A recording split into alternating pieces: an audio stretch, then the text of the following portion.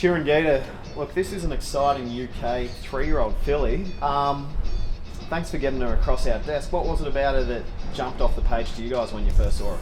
Yeah, Chiringita, she's very interesting filly. So I would say most nights of the week I'm looking at horses in the UK or Europe, France, Ireland. We're looking at them purely from a sectional point of view. She triggered big time at her most recent win. So 2 weeks ago, she won at Ascot in the UK, so that's as in Royal Ascot, over the straight mile course on a firm track. She ran really smart time that day, got Australian conditions. That was the key, you know. It's well and good buying a nice horse, but they've got to be able to race well here in Australia. We race differently. We race on firm tracks, we sit up and we sprint home. She has all those right characteristics. She got out the back last and was smoking at the 400, ran into a dead end, finally got the gap. Jamie Spencer was just sitting there cuddling her, idling. He was almost like looking left and right, laughing at his opposite. They were all under the pump. And then he pushed her, and if you know Ascot well, the last 200's up a big hill. So I really feel if you had to like push the button 100 metres sooner when she wanted to go, and she could have gone, she wins by an even bigger margin, but she might have been more expensive.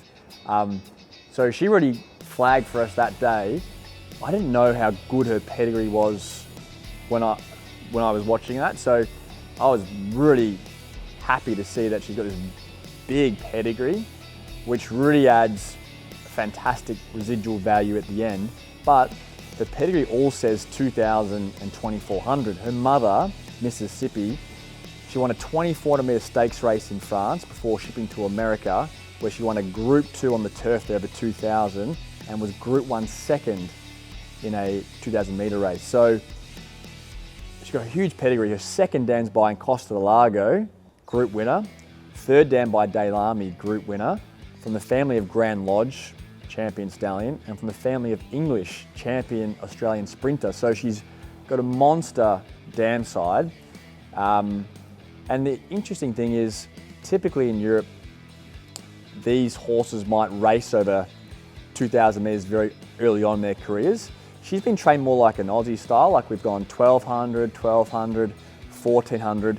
Only got to the mile her last 2 starts and won both of them, but looks like she'll relish 2,000 metres. So she's versatile, she's not without speed, but I think in Australia, over 2,000, she's going to be very exciting. So she's very progressive, she's untapped, hasn't had any gut-busting runs before, so she's been well looked after. Vetted out extremely clean. Like my vet rang me and said about as clean as you could have hoped for. So it's a very good sign that a horse has had 6 starts, 2 years of training, and there's no blemishes on the vet report. It's a good sign for future soundness, which I think we want longevity out of our horse purchases. Like we don't want to just have 2 or 3 starts. So yeah, I think for all those reasons, she's got untapped potential. She's also got a big residual value. So at the end, when her racing's done, different to buying a gelding, you know, she'll have very good resale value, especially if we can get black type, and we're confident we can. Yeah, interesting. You were talking about with Engine of War how it's all well and good to have a stayer, but you need to have speed in the legs as well. So her placing it at 1,200 and 1,400 must fill you with some confidence that she's got handy speed through her legs. Exactly right. You know, stayers stay, but good stayers can sprint at the end of staying trips. You have to be a class about you. So the fact that she's got a turn of foot, she won very easily at Ascot over the mile and quickened up very nicely. If she takes that to 2,000, which we're sure she will, she's very good. If she takes it to 2,400, well, who knows? So that's what's exciting about her. She's got change-up gear, got a great constitution, and she's a beautiful type as well. She's 16 hands high, pretty head, big ears. I love big ears, big loose walk. So yeah, I just think she's a very nice filly, very progressive and untapped. And I think down here, she's very well catered for. Like she can run in all of the nice 2,000, 2,400 metre races that you could dream of, but she can also run in against her own sex in mares group races. So there's a lot of options for her. Why do you love big ears? Like, because I know on humans people hate it, but why is it so good on horses? Yeah, big ears is something a lot of well-respected agents have always taught me to look for in horses. It's a sign of intelligence. So big ears, they can hear more, and it's so common on good fillies. You start looking for it. You go to the races on Derby Day and go and watch all the Group 1s and look at all the nice horses with big ears.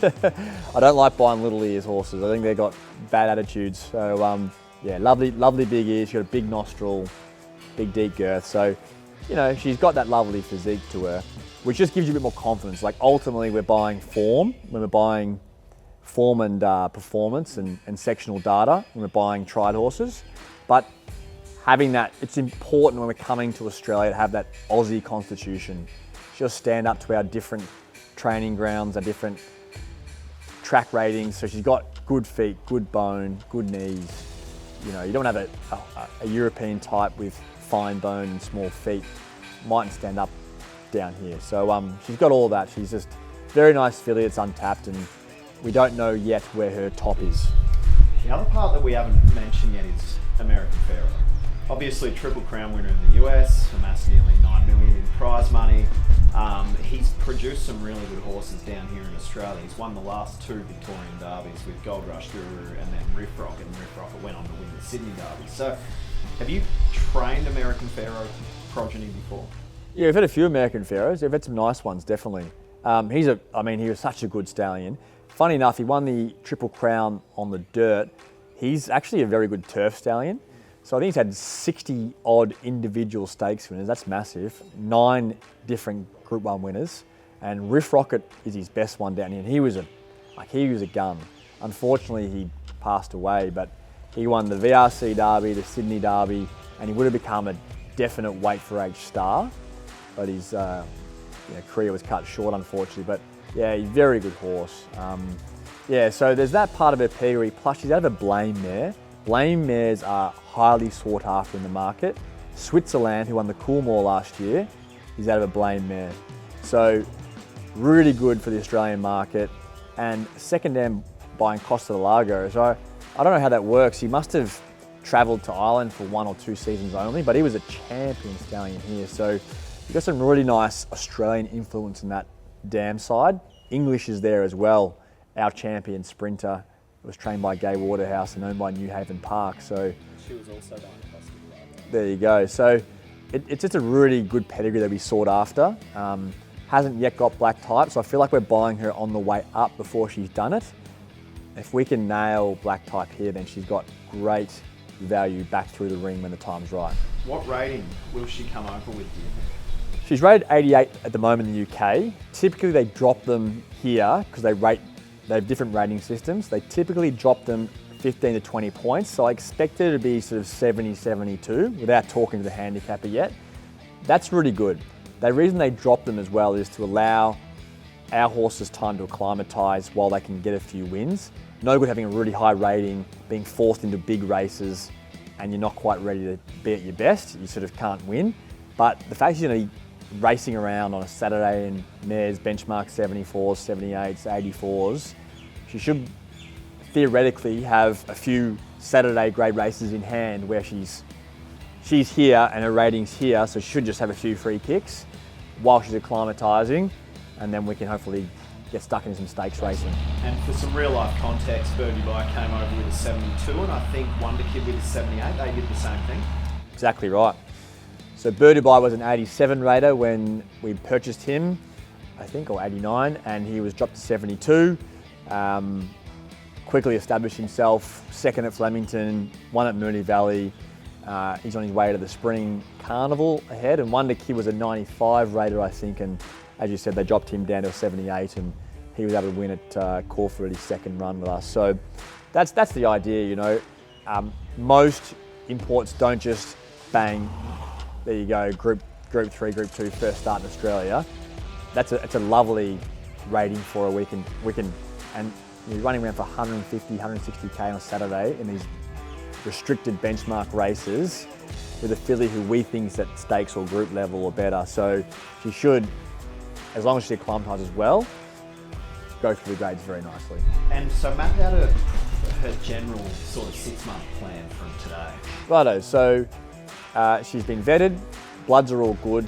She will have to have a little spell in England while we wait for quarantine. So the next quarantine shipment will enter quarantine mid-September, and they arrive into Australia, into Melbourne on grand final day. She then would do 2 weeks quarantine out at Mickleham, and once she's cleared, she's released into our care.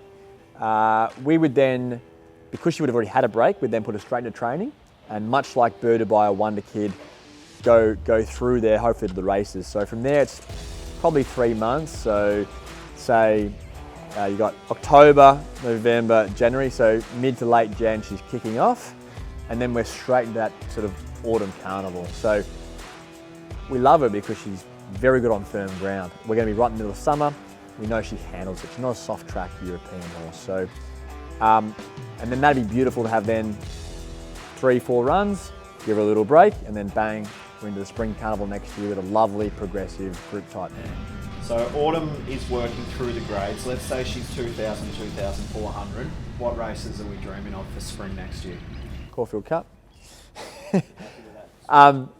No, but look, let's, like, without being silly about it, so for mare, if you look purely at mare's options, you got races like a Sunline Stakes Group 2 at the Valley.